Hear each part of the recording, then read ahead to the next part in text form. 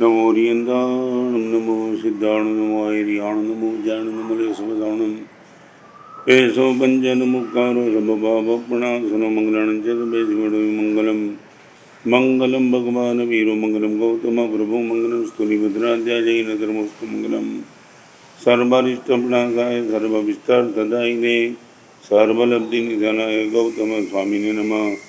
अज्ञानतिमिरान्धानां ज्ञानाञ्जनशलाकया नेत्रमुन्मीलितं येन तस्मै श्रीगुरवे नमः। फैक्ट पर कल से बात शुरू किए। कल वो बात थी फ्यूचर इज अनप्रेडिक्टेबल। चाहे हम भविष्य की कितनी भी कल्पना करें, आयोजन करें, प्लानिंग करें, फ्यूचर हमारे हाथ में नहीं है। आज वो बात करना चाहता हूँ। एफ के बाद ए, आर्ग्यूमेंट्स आर एंडलेस। कई क्षेत्र ऐसे हैं कि जहाँ हम आर्ग्यूमेंट करें तो बराबर है। जैसे साइंस है, कहीं कोई चीज़ का आविष्कार करना है, वहाँ में भी पॉसिबल आपकी आर्ग्यूमेंट तथ्य तक पहुँचाने में सहायक बन सकती है। मगर कई व्यवस्था ऐसी है जहाँ हमारी आर्ग्यूमेंट निश्चित तौर से हमारी व्यवस्था को, हमारे संबंध को, हमारे स्वास्थ्य को न मालूम कितनी चीज़ को डिस्टर्ब कर सकती है।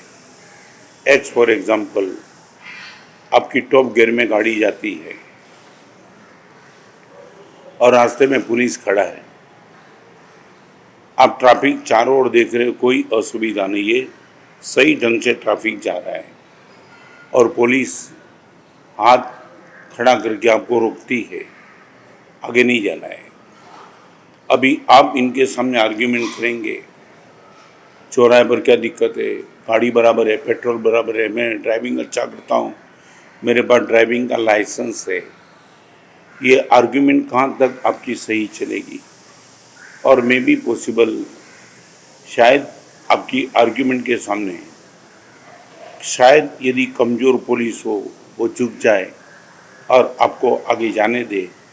मे बी पॉसिबल आपका अकस्मात हो जाए और आप ख़त्म हो जाओ। एक दूसरी बात, कहीं हॉस्पिटल में डॉक्टर के पास गए, लैब में रिपोर्ट निकालने के लिए गया और वहाँ डॉक्टर ने आपको जो कुछ भी सुझाव दिया, यदि वहाँ भी आप आर्ग्यूमेंट शुरू कर देंगे तो क्या हो सकता है आप समझ सकते हो। शायद आपका स्वास्थ्य खत्म हो जाए। एक लाइफ के लिए जोखम है। नंबर 3, आपका पिताजी के साथ, आपकी माता के साथ यदि आपका लॉन्ग टाइम का रिलेशन चल रहा है, मे बी पॉसिबल आप युवान हो, बुद्धि सतेज हो, शरीर में एनर्जी हो, खून गर्म हो, उत्साह काफ़ी हो, मगर आपके पिताजी के पास, आपकी माताजी के पास एक एक्सपीरियंस है आगे के रास्ते का और उनको लेकर के शायद आपको वो कहीं रोकने का प्रयास करते हैं और आप यदि उन पर आर्ग्यूमेंट के माहौल में चले जाएंगे, मे बी पॉसिबल आपका रिलेशन भी ख़त्म हो सकता है। मैं 3 बात आज करना चाहूँगा। Arguments are endless. हम न मालूम इसमें हमारा इतना आनंद क्यों है, तो आनंद एक ही कारण है, हमारे ईगो को हम पुष्ट करना चाहते। हमारी बुद्धि अपूर्ण तो है, मन अस्थिर भी है, मन चंचल भी है, मन मलिन भी है। 53 साल के दीक्षा प्रिय में कई प्रसंग ऐसे आए, कई शास्त्र की पंक्ति ऐसे आई, कब गुरुदेव के पास बैठने का हुआ और कई उपदेश, कई बात ऐसी आई जहाँ मन आर्ग्यूमेंट के लिए तैयार था मगर मन को रोका। कहाँ गुरुदेव और कहाँ मैं, कहाँ शास्त्र पंक्तियों, कहाँ मेरी बुद्धि, और आर्ग्यूमेंट को आगे नहीं बढ़ने दिया तो आज मैं यहाँ आकर के बैठा हूँ। मैं 3 बात करना चाहूँगा। एक मेरे सामने उपदेश है, एक मेरे सामने संदेश है, एक मेरे सामने आदेश है। नंबर 4, मेरे सामने दूसरे किसी का अनुभव है। और नंबर 5, मेरे खुद का अनुभव है। ये 5 को मैं आर्ग्यूमेंट से तोड़ता रहूं। जिस गली में मैं जाना चाहता था उस गली में जाने के लिए किसी ने रोका। यार आगे जो 2 घर आते ना, 2 घर डॉन के घर है, तेरे पैसे में कुछ भी होगा वो लूट लेंगे। दूसरे का अनुभव, वहाँ मैं आर्ग्यूमेंट क्या करूँगा? मैं निपट लूँगा, मैं देख लूँगा, तू कौन मुझे बोलने वाला है, मुझे सब पता है। हम नहीं जाते। कभी किसी गली में जाकर के हमारा खुद का अनुभव है, गाड़ी लेके तुम गए, रास्ते में खड्डे बहुत थे, स्पीड ब्रेकर बहुत थी, आपका व्हीकल टूट गया, अब वो गली से जाने से बचते हो। मैं 2 बात करना चाहूँगा, खुद का अनुभव और दूसरे के अनुभव को हम करीबन मन पर लेकर के वहाँ आर्ग्यूमेंट नहीं करते हैं, तो किसी उपकारी के, किसी अनुभवी के उपदेश को लेकर, आदेश को लेकर और संदेश को लेकर हम आर्ग्यूमेंट से यदि बचे, मैं निश्चित तौर से कहूँगा दूसरा जो कुछ भी होगा वो, मगर रिलेशन में जो दरार आ रही है वो निश्चित तौर से दरार से हम बच जाएंगे। आर्ग्यूमेंट का 3 रिप्रेजेंटेटिव है। एक आर्ग्यूमेंट दीवार का काम करती है, वॉल। चाहे आप मेरे पीछे ही खड़े हो, मैं 1 मिनट में आपको मिल सकता हूँ, मगर आर्ग्यूमेंट के बाद मेरे और आपके बीच में एक वॉल खड़ी हो जाती है, जो शायद कांच की वॉल हो। मैं आपको देख तो पाऊँगा, आपको मिल नहीं पाऊँगा। ये वॉल आर्ग्यूमेंट के क्षेत्र में सबसे बड़ा खतरा है। एक पत्नी ने रोज टीवी पर बैठ कर के वो कुकिंग का प्रोग्राम देखती थी रोज, और पति को न मालूम पत्नी के इस कुकिंग के प्रोग्राम को लेकर के मन में कुछ एलर्जी होगी। और एक दिन पति ने पत्नी को कहा कि मैं तुझे देखता हूँ, हर सप्ताह में 2 बार सीरियल में कुकिंग का प्रोग्राम आता है और तू कुकिंग का प्रोग्राम देखती है। अभी ही शाम को तूने जो खिचड़ी बनाई, वो खिचड़ी में नमक कम है। इतने कुकिंग के प्रोग्राम देखने के बाद भी यदि तू खिचड़ी भी सही ढंग से नहीं बना पाती है, तो कुकिंग के प्रोग्राम को देखने का राज क्या है? और जैसे ही पति ने पत्नी को इतना कहा कि कुकिंग का प्रोग्राम देखने के बाद भी एक खिचड़ी भी तू अच्छे ढंग से नहीं बना पाती है, तो फिर कुकिंग का प्रोग्राम देखने का राज क्या है? उसी टाइम पत्नी ने अपनी खिचड़ी का तो बचाव नहीं किया, मगर एक अलग ढंग से पति को बात की कि मुझे मालूम है वहाँ तक कौन बनेगा करोड़पति का प्रोग्राम करीबन 10 साल से तुम देख रहे हो, आज भी तुम वही के वही भिखारी हो, फिर प्रोग्राम देखने की जरूरत क्या है? ये है आर्ग्यूमेंट की कटुता। रुकेगा नहीं। किसी ने एक दलील की, सामने वाले ने 2 की, तुमने 4 की, फिर 8 की, और एंडलेस आर्ग्यूमेंट्स आर एंडलेस। संबंध को मेंटेन करना है तो आर्ग्यूमेंट की दीवार को खड़ी करने की जल्दबाजी प्लीज़ कभी मत करना। एक है दीवार और नंबर 2 है दलाल। कभी कभी तुमने देखा होगा पेपर में भी कोई ऐड आती है ना, तो उसमें लिखा होता है कि दलाल को तस्दीक मत लेना। हम सीधा, आज गवर्नमेंट ने भी बहुत कुछ ऐसी व्यवस्था बना दी, ऑनलाइन व्यवस्था, माने बीच वाला आता ही नहीं। यदि बीच वाला आएगा नहीं तो बात की मानसिकता विपरीत नहीं होगी। आर्ग्यूमेंट एक काम करता है दीवार का, दूसरा नंबर का काम करता है दलाल का। बात हम किससे करना चाहते थे, उनसे बात न करके हमने किसी और से बात की। मेरी बात उनको पूछाना, क्योंकि आंखों के सामने आंख मिल करके देखने की हमारी मानसिकता नहीं थी। हमने इतने रिलेशन बिगाड़ दिए थे कि बीच में मीडिएटर को रखा और मीडिएटर ने आर्ग्यूमेंट की व्यवस्था ऐसी कर दी, तबाह मचा दी। आपको मालूम नहीं, एक राजा की सभा में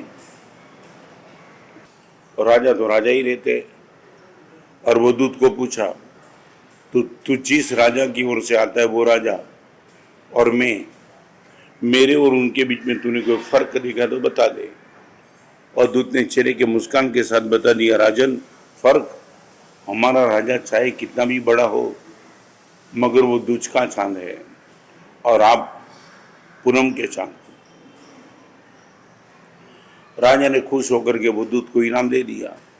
मगर जिस राजा का वो दूत था वो राजा का एक आदमी यहाँ खड़ा था। ये दूत राजा के वहां पहुंचे, इनके पहले वो पहुंच गया और राजा के कान में ये बात डाली कि राजा ने आपको पता ना हो तो मैं बता दूं, आपके दूत ने वो राजा की सभा में आपका अपमान किया, आपको नीचा बताया।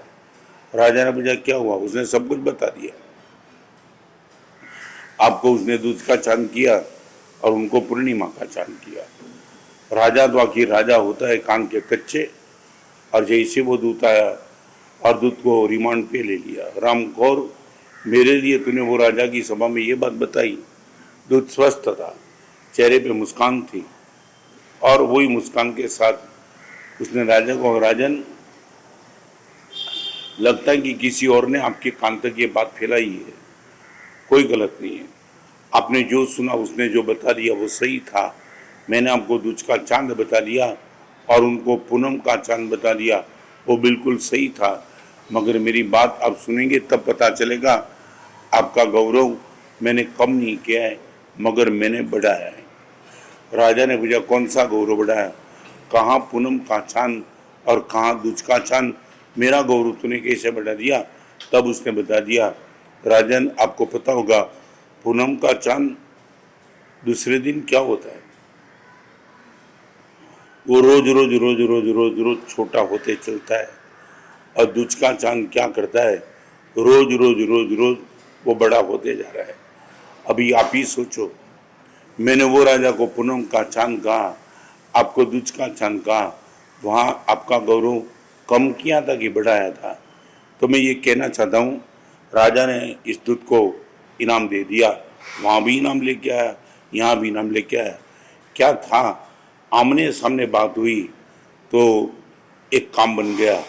तो मैं कहना चाहता हूँ, आर्ग्यूमेंट में एक दीवार डिस्टर्ब कर सकती है, नंबर 2 दलाल भी तो डिस्टर्ब कर सकता है, और नंबर 3 आर्ग्यूमेंट की जो सीधी बात है दलीलबाजी। अभी साइंस के क्षेत्र में तुम चल जाएंगे, कई सत्य इंडिविजुअल ट्रूथ है और कई सच यूनिवर्सल ट्रूथ है। मुझे दूध पसंद है, वो इंडिविजुअल ट्रूथ हो सकता है, मगर मुझे ऑक्सीजन पसंद है, वो यूनिवर्सल ट्रूथ है, क्योंकि न सिर्फ मुझे ही पसंद है, सबको पसंद है।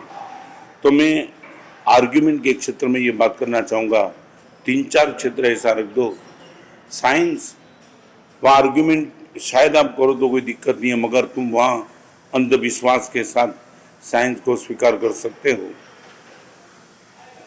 और धर्म के क्षेत्र में जो इनविजिबल क्षेत्र है, वहाँ तुम्हारी चोट भी डूबती नहीं, तुम्हारी बुद्धि भी तो नहीं जाती है, और वहाँ कदम कदम पे आर्ग्यूमेंट। और रिपीट में करना चाहता हूँ, सूर्य के प्रकाश को तुम नकार दो, चंद्र की चांदनी को नकार दो, फूल की सुवास को नकार दो, परमात्मा के वचन को तुम आर्ग्यूमेंट के तौर से नकार दो। और कई यंग जनरेशन मुझे पूछती है, महाराज साहब, आज का जमाना तो लॉजिक से चलता है, आप कोई भी चीज़ लॉजिक से धर्म की प्रूव करो, हम मान लेंगे।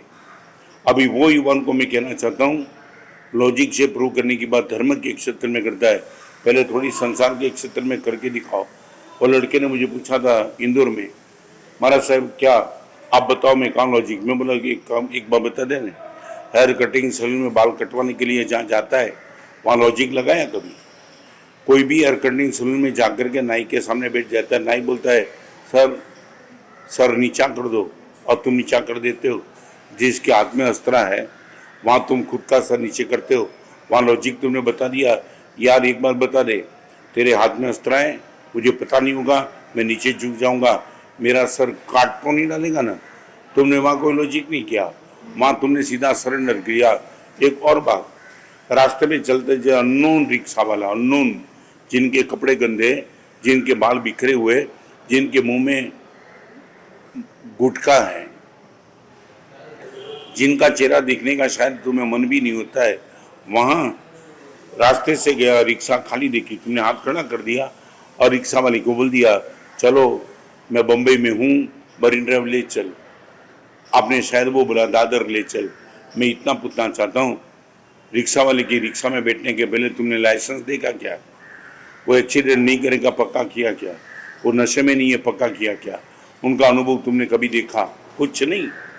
अननोन रिक्शा वाला जिनका चेहरा देखने लायक नहीं है और उन पर तुम्हारा भरोसा है, नाई पे तुम्हारा भरोसा है, गल्ले वाले पर तुम्हारा भरोसा है, बस ड्राइवर पर तुम्हारा भरोसा है, कंडक्टर पर भरोसा है, और आगे की बात, जो तुम प्लेन में बैठते हो ना, वहाँ तो पायलट दिखा भी नहीं पड़ता है। चलो रिक्शा में बैठते हो कम से कम ड्राइवर तो दिखाई पड़ता है, ट्रेन में बैठते हो ड्राइवर नहीं दिखा पड़ता है, एयर में बैठते हो पायलट नहीं दिखा पड़ता है, स्टीमर में बैठते हो कैप्टन नहीं दिखा पड़ता। वहाँ कोई आर्ग्यूमेंट नहीं, वहाँ सीधा सरेंडर होकर के तुम खुद के जीवन को दे देते हो। और परमात्मा की बात में जब करता हूँ कि भगवान महावीर ने ये कहा है, तुम बोलते हो महाराज साहब हर चीज़ हमें लॉजिक से प्रूव करो। छोड़ो, ये तुम्हारा अहंकार है, तुम्हारी बुद्धि है, तुम्हारा तर्क है और तुम्हारा विचार है। इससे थोड़े मुक्त हो जाएंगे तो कुछ पाएंगे, नहीं तो जिंदगी खत्म हो जाएगी। लास्ट बात मैं बताना चाहता हूँ, दो मित्र कहीं भोजन के लिए गए, अननोन व्यक्ति के कमरे में जाकर के बैठ गए। झोपड़ी में एक डोसी माँ थी, घर में बज्जर की रोटी बनाई थी। अननोन अतिथि को आकर देख के उसको लगा दोनों को मैं खिला दूं, दोनों की थाली में बज्जर की रोटी रखी। कॉलेजियन लड़के थे और उसने बज्जर की रोटी पहली बार देखी थी। एक लड़के ने माँ जी को पूछा, माँ ये रोटी बनती कैसी है, बज्जर को कैसे लाना, कैसे बनती है? 15 मिनट आर्ग्यूमेंट करते चला, जब तक मुझे सेटिस्फेक्शन नहीं होगा तब तक बज्जर की रोटी में नहीं खाऊंगा।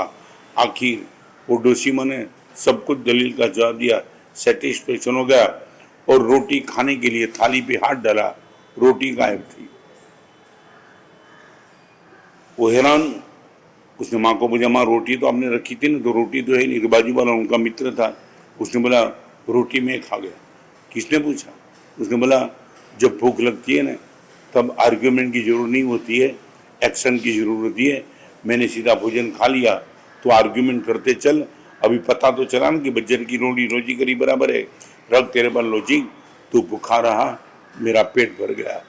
तो मैं आज इतना ही कहना चाहता हूँ, आर्ग्यूमेंट्स आर एंडलेस, कहीं वो फुल स्टॉप लगाने का काम नहीं करेंगे। प्लीज़, 3 क्षेत्र में आर्ग्यूमेंट जोखमी बन सकती है। स्टूडेंट का टीचर के सामने, बेटे का पिताजी के सामने और शिष्य का गुरु के सामने। 3 क्षेत्रों को यदि हम आर्ग्यूमेंट से मुक्त रखेंगे, निश्चित तौर से मेरा जीवन, मेरा मन, मेरी व्यवस्था सब कुछ अच्छा बने रहेगा। फैक्ट, कल एफ पर बात की, फ्यूचर असुरक्षित नहीं है, मगर पता नहीं कि फ्यूचर कैसा आएगा।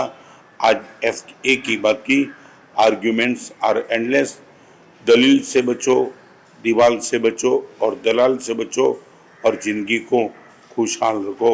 यही शुभकामना। सर्वमंगल मंगल कारणम प्रधान सर्वधर्माणम। जय हिंद, जय।